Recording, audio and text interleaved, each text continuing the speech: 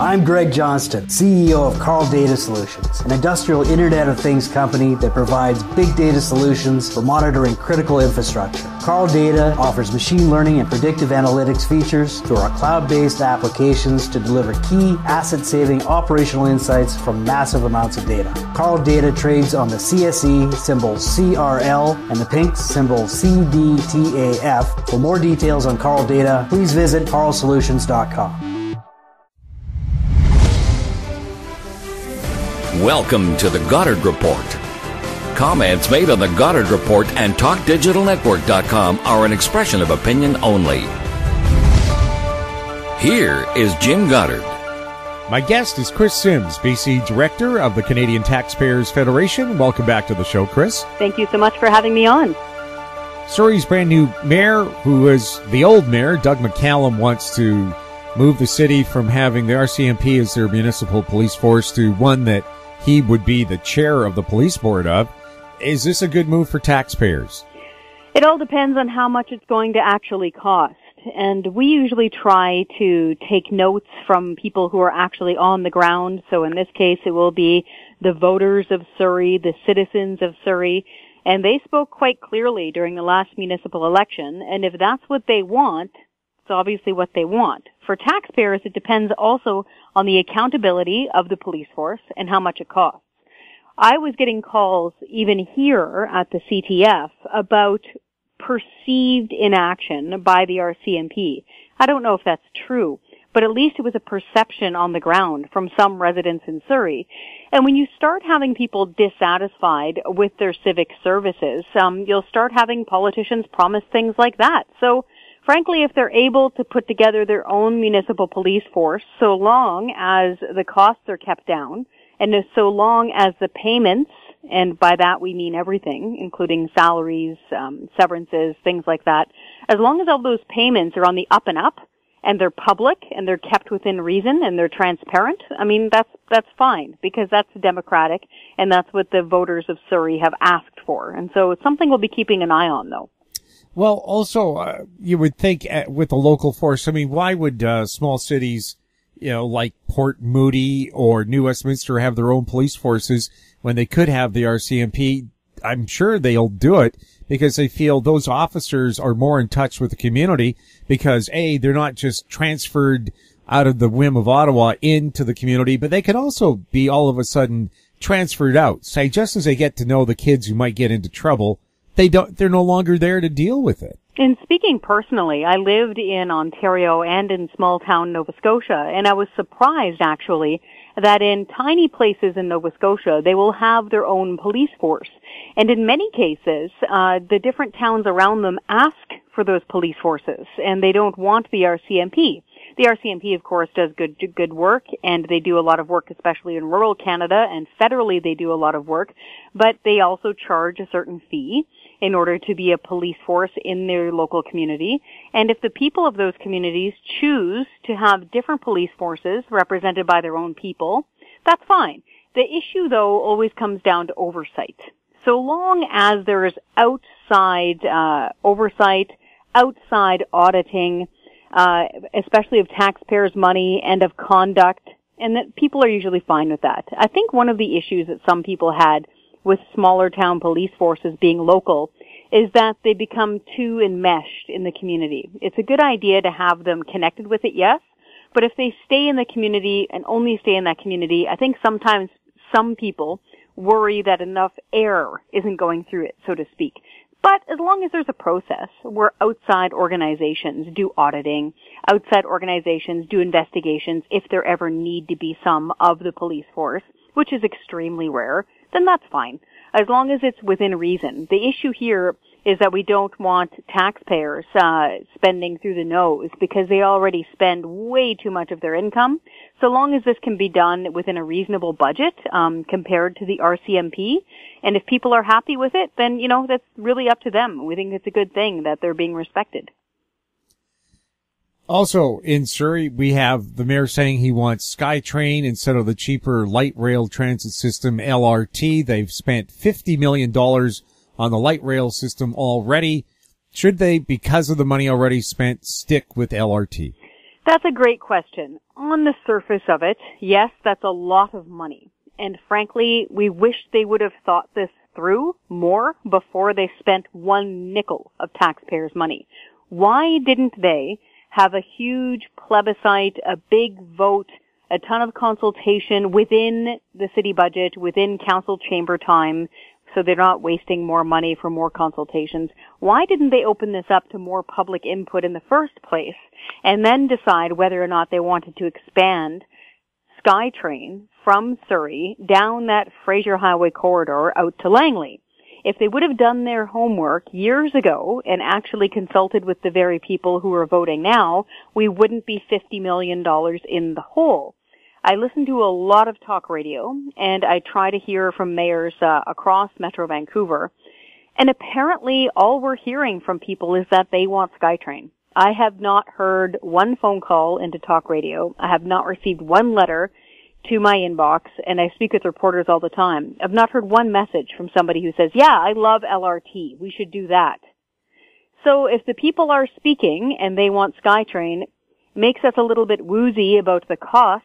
But if they can actually keep costs under control, find a way to do it in a more economical fashion, then that's, again, something that they should listen to voters on. Our concern here, though, is, number one, as you point out, they've already spent millions and millions of dollars getting prepped for something that apparently now is not going to happen, the LRT. That's money that's just been flushed. And number two, whenever you have these big government, big procurement programs and plans, costs just skyrocket and they add up and add up and add up. And we really, really wish that they would be able to set a modest budget for this extension, whichever one they choose to do, and to stick with it. But we're just bracing ourselves because unfortunately when you have big ideas and big plans like these, you usually wind up with cost overruns and tax hikes. And so that's something we're following very closely. I also wonder why when they build SkyTrain that they have to go and do 10 or 15 stations all at once at the cost of billions. How about just add one station a year to the line at a modest cost? It will be continual construction, but on the other hand, you have the same people doing it. They'll become more efficient at it. And after 20 years, you take a look, it took 25 years to get the Evergreen line built after it was promised. Well, that would be 25 SkyTrain stations you would have built if you just built one a year instead of feeling that you have to fill a bunch. Would that be a good way to go?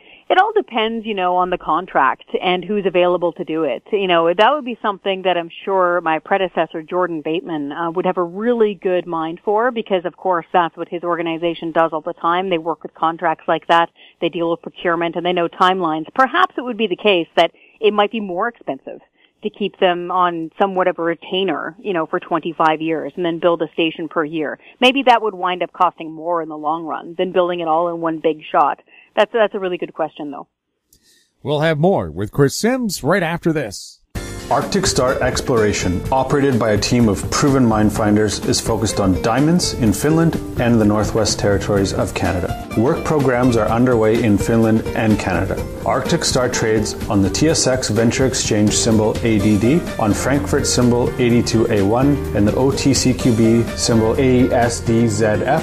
Please visit our website arcticstar.ca or call us at 604-689-1799. Cypress Development Corp's flagship lithium project is located just east of Albemarle's Silver Peak mine in the heart of Clayton Valley, Nevada. A 12-hole exploration drill program for lithium-enriched claystone on Cypress's 100% controlled properties is now underway. Cypress Development Corp trades on the TSX Venture Exchange symbol CYP, the pink CYDVF, and on Frankfurt C1Z1. For more information, please visit our website, cypressdevelopmentcorp.com. Welcome back. We're speaking with Kris Sims. Kris, British Columbians by law have to get their car insurance from the insurance company of British Columbia. Should there be an alternative, and can Free Enterprise free us from this monstrous insurance debt where we pay perhaps the highest insurance rates in North America? Well, we certainly hope so, and we have reason to be a teensy bit hopeful. Number one, we hope so because we do, unfortunately, pay now the highest auto insurance rates in all of Canada. Every now and then ICBC tries to hide behind a fig leaf and say, oh, well, we're not the highest. Yes, they are. If you take a look at any of the independent bureau examinations across Canada, where they show you a province-by-province comparison, unfortunately, British Columbia is the highest now in all of Canada. And this is the worst part. We have no choice. So it doesn't matter how good or how bad or how mediocre a driver you are in British Columbia, it's unfortunately a one-stop shopping. You just line up and you're handed whatever rate they give you. In other provinces, drivers are able to shop around. They have a choice and they can actually save money. So on average, in British Columbia, the auto insurance rate is about $1,700 per year. And it's set to go up again in December when the rate hike comes out. I was speaking with a gentleman, for example, from Montreal, who moved to Langley in the last couple of years. And he said he nearly fainted when he got his car insurance transferred over. Because in Montreal, he said he paid about $35 or $40 a month. Here, of course, it is just 10 times more than that. It's just so expensive for him. And so he couldn't understand why he can't shop around. And it's true. If you head to Quebec and you start wandering around, they have kiosks for auto insurance. It's almost like getting a cell phone plan. That's how common it is. It's everywhere. And you can compare prices and shop around. There's similar sorts of situations in places like Nova Scotia, Ontario, Alberta, etc. And so to give you a good cost comparison, I crunched a bunch of numbers this past summer because everybody had their RVs hitting the road. And so I said, hey, let's take a Class C motorhome, one of those nice compact ones about 20 feet long, built in the year 2000, worth about 10 grand. So your average RV. Say you've got a perfect driver and he's insuring it in Burnaby. That would cost him $1,400 to insure that thing for the year, $1,400. If exactly the same person insured that RV in Calgary with his Calgary driver's license, it would cost him $400 a year. $1,000 difference. Why? Because he's able to actually shop around on the other side of the Rockies. And so that is why we are urging anyone who will listen, any politician that wants to pick this up, break up the ICBC monopoly, change it into a co-op, kind of like a credit union, because that's a very strong sort of culture here in BC. And then next to that new ICBC co-op, open it up to competition. And that way those who like ICBC and they like the idea of collective and group insurance in that way can choose it, and those of us who want to shop around can shop around, and we can possibly find some lower rates. But right now, we're locked into this thing, and it's not going anywhere fast and nowhere good. And so the way I try to explain to people who, for some reason, don't understand how it works in other provinces is just imagine if the government of British Columbia owned the grocery store chain, the only one in all of the province. Can you imagine what kind of produce and prices we would have at that grocery store chain with no competition? You can't price match, you can't use coupons, you can't shop around. It would be awful. And that's unfortunately what we're dealing with for auto insurance. So yes, we're really hopeful now that the BC Liberals have passed a resolution at their most recent convention saying they want competition for ICBC. So that's a very good sign, and we hope that somebody puts this into play. Wasn't it the BC Liberal government that drove ICBC into the garbage bin fire that it's in originally? They took money out of ICBC. That's true. And in fact, that's one of the reasons why in our co-op idea, it would also take the money out of politicians' power. So if it were owned by the people who use it, drivers, politicians wouldn't be able to touch it because it would literally be a co-op, a cooperative. The people who invest in it, who own it, who choose it, they keep it. So the other great added value part about our plan is that it closes down, I call it the ICBC ATM. And that means that no government, BC Liberals, NDP, Greens, whoever's in power, they can no longer scoop money out of that Crown Corporation and use it to paper over budget deficits. That's the wrong thing to do. When people buy auto insurance, I know it sounds like a silly broken record, they expect it to go to insuring their automobile. Same thing with hydro. When they pay for their hydroelectricity, they expect it to pay for hydroelectricity. They don't expect it to be a rainy day fund for politicians and for governments to use for whatever they want to use it for. And so that's why we think changing it into a co-op and opening up for competition is really a win-win situation. No matter how hard Minister Eby tries to put out this dumpster fire, as he rightly calls it, we're always going to wind up here again. Because ICBC, even if they're not scooping money out of it, ICBC is a 45-year-old government forced bureaucracy. They have way more staff per capita than any other comparable organization across Canada in insurance worlds, and they're inefficient. This is why we're stuck with these rates. And so that is why we just really need to get with the year that we're in right now. It's no longer the 1970s. They really, really, really need some competition in this province. And so that's why we're pleading with anybody who will listen to actually go ahead and do this. Well, in financial terms, this is a lot more than a dumpster fire. Yep. It's more like a forest fire where you need the Mars water bomber to put it out. It is, and it's structurally unsound. It'll just keep going this way because there's no need for innovation. There's no need to recreate anything. There's no need to advance. If there's no competition and you're simply being run by a bureaucracy, how are you ever going to improve? You're not going to. It's unfair to expect them to. And that is why we just really think structurally we need change here in British Columbia when it comes to auto insurance. It's just one of those things where if you've lived away and you come back, even if you just do price comparison, say with your cousin living in Calgary or, some friends living out in Ontario or Nova Scotia or something, they can't believe it. They can't believe how much we pay out here. And it's really become a no-brainer. We really need to fix this now. We'll have more with Kris Sims when we come back. I'm Douglas Mason, CEO of Naturally Splendid, symbol NSP on the TSX Venture Exchange. Naturally Splendid is a biotechnology and consumer products company focused on the global cannabis and health markets. Naturally Splendid is expanding distribution in this rapidly growing market with products currently in Canada, the USA, South Korea, Germany, and Australia. To view our comprehensive company presentation and for more information, please visit our website at naturallysplendid.com. Don't miss out. Stay informed. Receive the HowStreet.com weekly recap with thought-provoking podcasts, radio, and articles delivered to your inbox. Sign up for the HowStreet.com weekly recap on our homepage at HowStreet.com. Welcome back. We're speaking with Kris Sims. Kris, carbon taxes, one of your favorite subjects to talk about. BC's had one for 10 years. Has it changed the way people drive and get around?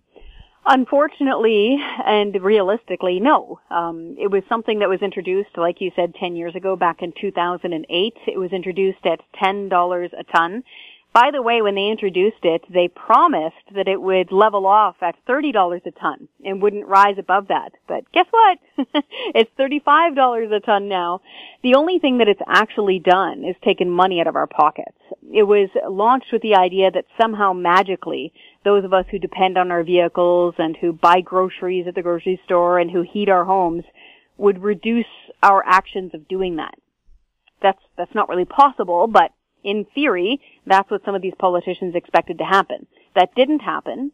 As the Sierra Club pointed out in a newsletter back in January of this year, they said that it's been a failure. The carbon tax has been a failure and that it's failed to reduce CO2 by other than what they called a token amount. So I don't know about you, but paying some of the highest gas prices in North America, a lot of which has to do with our huge tax levels here in Metro Vancouver, that doesn't feel like a token amount. And I know it doesn't feel like a token amount for a lot of British Columbians, especially families. And so it hasn't worked in the sense that it hasn't saved the environment, it hasn't reduced CO2 emissions, but it has been successful in taking money out of our pockets. And what really gets me is that when it was first introduced, it, yes, was introduced with an income tax cut. And so they tried to argue that that was revenue neutral, as they called it. But as the years went on, all they started doing was taking tax credits that already existed, either in BC itself or in other jurisdictions, things like the children's fitness tax credit or film tax credit or converting 50% of school property tax credit to farm. That's a real thing. And they just shoved it into the carbon tax revenue in the budget. And they just made it balance out to zero. It was like an accounting trick within the budget. And that's how they got away with calling it revenue neutral. It doesn't mean that magically, if they charge you, $20 for the carbon tax, that for some reason they're going to send you a rebate check for $20. That isn't how it works. Even if it did, that wouldn't make any sense. But that isn't what they did. All they did was shove a bunch of tax credits into it. So essentially, when you're paying the BC carbon tax, you're helping to pay for Deadpool 2 to be filmed downtown, or Skyscraper with The Rock. That isn't what the carbon tax was supposed to do when it was introduced. And now our fear is that this is a contagion and it's spreading across Canada, because the Prime Minister referenced British Columbia as a successful carbon tax many times during his announcement that he was forcing it on other provinces. And so we really are trying to warn the people of the rest of Canada, don't go down this road, because British Columbians were sold this horse 10 years ago and we're just getting kicked by it. Well, what about the fact that Canadian cities are the most spread out in the world and we have the coldest climate in the world? How does a carbon tax match up with that? This is the thing. It's one of those things where economically, maybe in theory, in a university salon, you might be able to dicker over whether or not a carbon tax raises money or reduces emissions or anything like that. It could be revenue neutral. But the fact of the matter is that we rely on oil and gas for energy, both to get around, to truck everything that we eat and use. I can't stress that part enough. And to stay warm. So we're not living, in Belgium. We're not living in some really small, city state where we can all, as Canadian citizens, just bike to and from work. That just doesn't exist. We live in a gigantic, sparsely populated, geographically enormous, cold country that we need our cars and trucks and trains to get around in. And they need to be heated, and they need to be able to run through really cold winters. Right now, I think they just broke a record today in Ottawa for the coldest November 15th. Things get cold fast here every year. And so we need to remember that we rely on oil and gas. It's the lifeblood of the way we function. And it's the lifeblood of our economy. And so the idea of taxing it in a way of reducing its use, it just doesn't make any sense. Now, allowing industry to innovate and to use less of it because it just makes more sense economically, because they always are after the bottom line and they always want to save money, that's a good idea. And that is what they've been doing. We've been getting more and more fuel efficient without a carbon tax, but they're still imposing it anyway. For example, in Saskatchewan farmers managed to reduce their CO2 emissions on the massive amounts of farm equipment that they use just through technological upgrades. That's it. They didn't have a carbon tax, but they still reduced their CO2. So why is the province of Saskatchewan still being hit with the federal carbon tax? The reason, of course, is because it's simply a tax grab. They're just after your money. Washington state residents for the third time voted no to a carbon tax, and Washington state is acknowledged to be one of the greenest states in the U.S., where people love their trees and their ecology and their killer whales and so on, and yet they were against that tax. How does BC and other Canadian jurisdictions compete with that? That's exactly it. You've really hit the nail on the head there. So as you say, Washington state, very progressive. It's, pretty much geographically the same as southern and coastal British Columbia. It is absolutely gorgeous. They've got all sorts of, rainforest, all that stuff. And so they're very progressive too. Seattle politics are very comparable to Vancouver politics. But fortunately, their people know better, and they were given a choice. They were given a vote. They voted against a carbon tax. And they do that because I think they know intrinsically, common sense, everyday people know intrinsically, that the moment the government gets its hand in your pocket, under any guise, it could be for a healthcare tax or a carbon tax or a soda or sugar tax, they won't stop, because they're just constantly expanding and they're addicted to your money. And if they can tell you it's for saving the environment, they will, because then you'll put up less of a fight. But the Washington voters were wise to it, and they said no. What I find really interesting there too is that Seattle, again, very comparable to Vancouver, absolutely drop-dead gorgeous, West Coast, progressive city, world-class transit system, Amazon, all that great stuff. Movies are filmed there. Their cost of gasoline is usually around $1.08 Canadian downtown. And in Vancouver, right now we're getting a relief, but usually in Vancouver it's over $1.50. And that's simply because British Columbians are taken advantage of. Kris, anything else you wanted to add to today's show? Just that people can speak up. That I'm really urging fellow British Columbians, I was born and raised here too, that just because you live in a really beautiful place does not mean that you need to somehow be punished for it. So for example, I don't know why it is that British Columbians in particular seem to put up with very high taxation levels, especially something as punishing as the carbon tax, and not defend themselves. There's a way of doing this and about being clean with the environment and about innovating and being efficient without taking money out of your pocket all the time. And I just want to empower them and tell them that it's okay to speak up and to go after your MLA and to go after your member of parliament and to your local government as well, and tell them if you're being pinched that you can't pay anymore and that you're still a good citizen and a good person of the West Coast, even if you're saying you're being overtaxed. And so no matter how you vote, I just encourage everybody listening that it's up to them to speak up, because politicians won't move until they're pushed.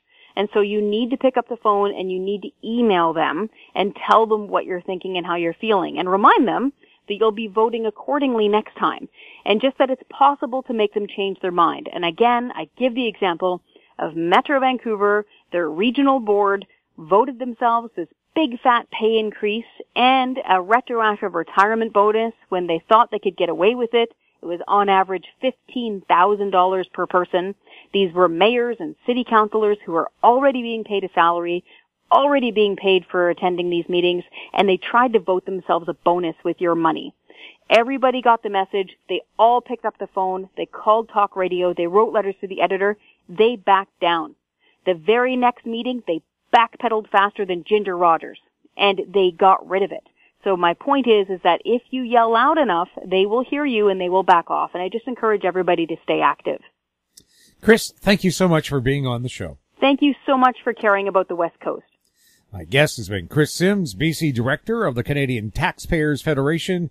Her website, taxpayer.com. If you have any questions for Kris or any of our other guests, you can send them to info@howstreet.com. I'm Jim Goddard. Thanks for listening. Comments made on the Goddard Report and TalkDigitalNetwork.com are an expression of opinion only. The Goddard Report is available online and mobile at TalkDigitalNetwork.com. The Goddard Report is a production of How Street Media Incorporated.